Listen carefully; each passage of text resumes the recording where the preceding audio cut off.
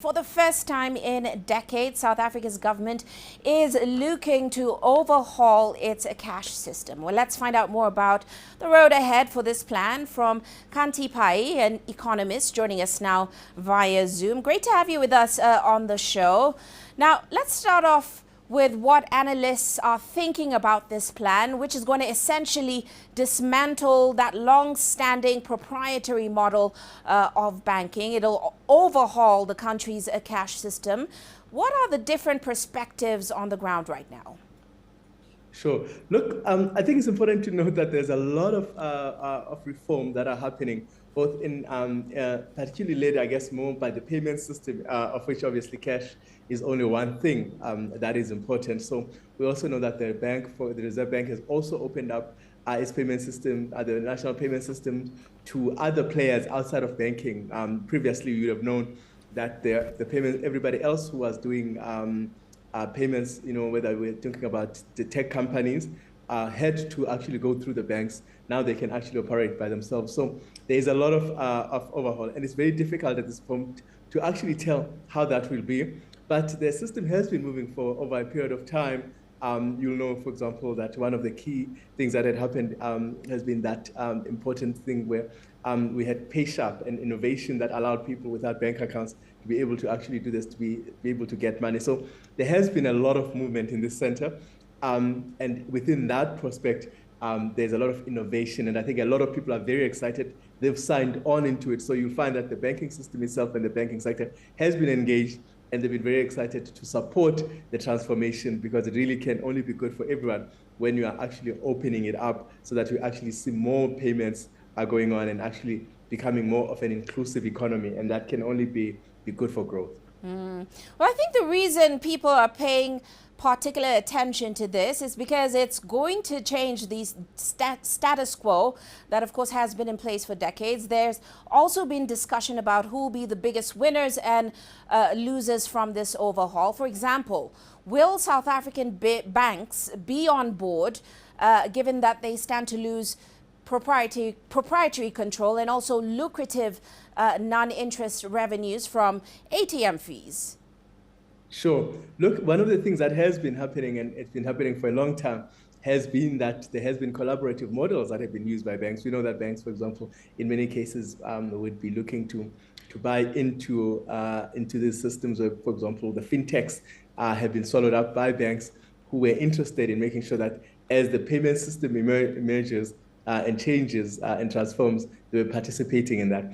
I think what is important now in terms of this and the cash and the discussion is that it almost democratizes it, because in a sense, while we know that banks have had a big part to play, they've also over a period of time have allowed the retail sector to participate, especially because the handling of cash has grown in South Africa to be a very dangerous and expensive business over a period of time. So banks had already started to move away from that business.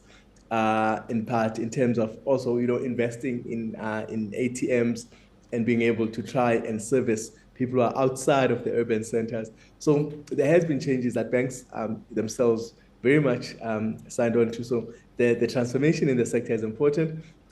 They get to see what is happening. I think one of the things that they are probably now working hard to figure out and to work towards is how they form workable partnerships, I guess, and making sure that they are participating in the profits and the margins that can be made in that. Because in many cases, the clients will still remain entrusting, because banks still very much are trusted by many people.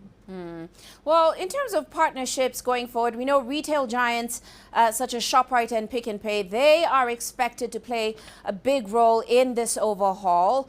They're going to be, in quotes, licensed cash wholesalers.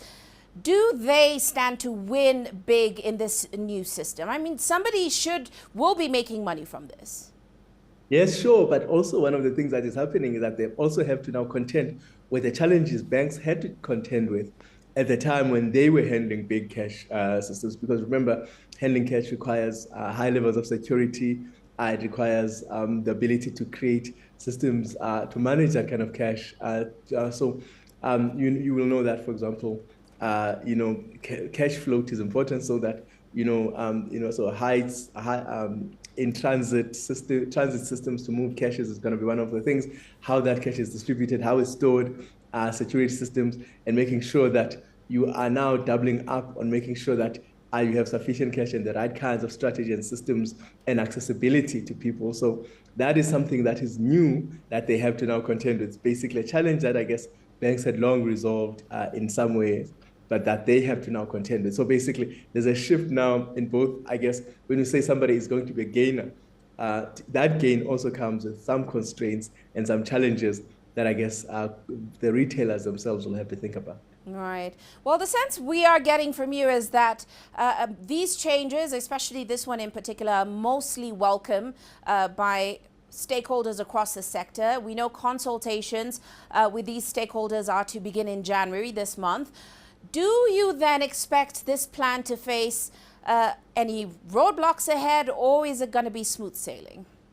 Oh no, there definitely will be no smooth sailing because, as you have said, there are potential losers. People have actually, built systems. They've already invested. There's been changes. So there's been partnerships that have been set. So there's no doubt that there is going to be some level of resistance and friction in the system over a period of time. The main thing now is really how different stakeholders collaborate to work towards making sure that this thing works much better than it already has. As I've said, it comes also amid other changes that we're seeing in payments. You'll also know that banks are facing another announcement that was made by the Reserve Bank, for example, is to think about the interest rates that are paid to banks, what we call prime. So that difference between the Reserve Bank rate and what you actually get to pay your banker when they lend you money, that is also being under review. So there's a lot of action and changes in the system, and all of that is set to affect obviously the banking system and other lenders that have been in the system. So there are a lot of players that actually are looking for opportunity, and then obviously issues of technology are part of that, AI. So these are not going to be easy discussions and easy consultations as everybody tries to say, look, there's a lot of risk, returns are there, but also there is a lot of opportunity that is people can take advantage of. So within all of that, it's not going to be an easy environment.